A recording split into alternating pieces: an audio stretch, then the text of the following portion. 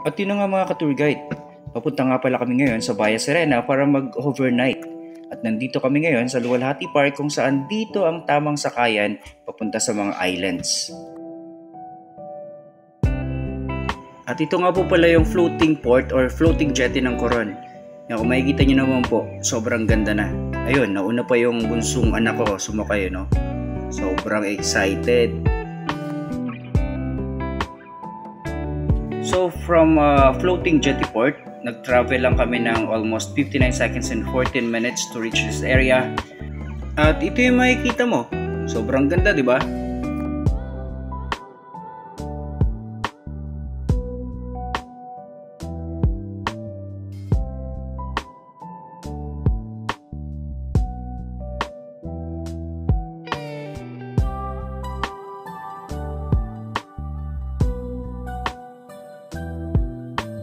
Sa mga nakikita nyo sa video na to, yan, sobrang ganda po ng lugar na to. Ganyan po talaga yan. And very relaxing. Lalo na pag narinig nyo yung hampas ng alon sa dalampasigan. Sobrang makakatulog ka talaga. Perfect din po yung sunset and sunrise sa lugar na to.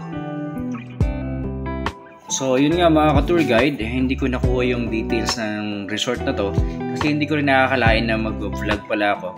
And also, medyo bitin yung stay namin. So next time, may part 2 pa to. So abangan nyo yung part 2.